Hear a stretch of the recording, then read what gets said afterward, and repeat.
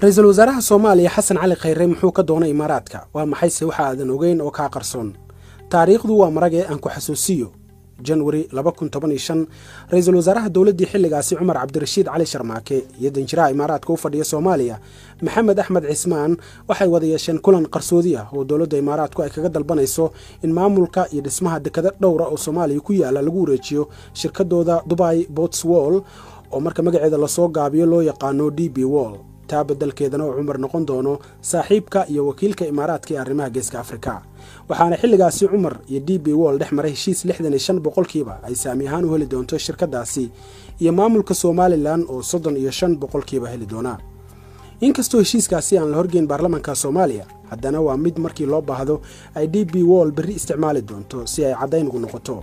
haddaba shirkadda DP World oo heshiiskii hore doonaysa inay dib u soo cusboonaysiiso maadaama saami dhan 19% ay siisay Ethiopia ayaa waxa qasab noqotay in la helo saxiix cusub oo heer federaal ah si ay shirkadaasi u hesho tixraac waayo Somaliland ma ahan wadan la aqoonsan yahay oo saxiixdiisu ay caalamka ka shaqeynayaan bilowga bishii hore Muqdisho laba mar waxa ku kulmay ra'iisul wasaare Khayre iyo danjiraha Imaaraadka iyadoo labada dhinac ay ka wada hadleen sidii loo heli lahaa heshiis Khayre ah isla markaana aysan ogaan dawladda inteeda kale iyo baarlamaanka Soomaaliya maadaama diidma imaan doonto sida ay aaminsan yihiin labada dhinac ra'iisul wasaare Khayre oo culeysyo iyo hirar siyaasadeed dhexda baalanaya ayaa si fudud u aqbalay codsiga danjiraha sidoo kale waxa kulan telefoon u dhexmaray ra'iisul wasaarihii hore ee Soomaaliya Umar Cabdirashiid Cali Sharmaake iyo Xasan Cali Khayre kaas oo kalsooni loogu muujinayay ra'iisul wasaaraha Soomaaliya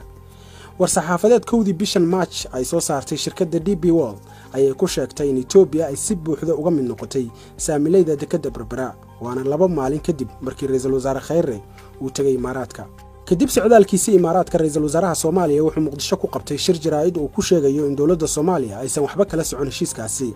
laakiin hadalkaasi waxa beenisay Somaliland oo sheegtay in Khayre uu goobjoog ahaa markii heshiisku u dhacay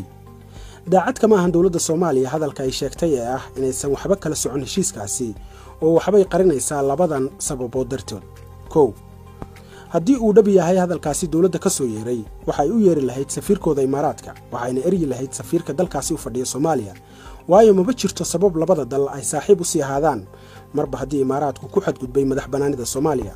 labo madaxweynaha Jamhuuriyadda Federaalka Soomaaliya mudane Maxamed Cabdullaahi Farmaajo waa ilaaliyaha dastuurka iyo xuduudaha dalka uu ka aamusay heshiiskan si lamid ah sidii uu uga aamusay dhibistii Cabdikariin Sheekh Muuse Qalbi Dhagax ee sanadkii hore dawladda Soomaaliya ay u gacan gelisay Ethiopia haddaba aamusnaanta madaxda Soomaaliyeed iyo ku markfurka Somaliland ee ah in ra'iisul wasaare Khayre uu goobjoog ka ahaa heshiiskan soo macnaheedu ma ahan timir laf baa ku jirta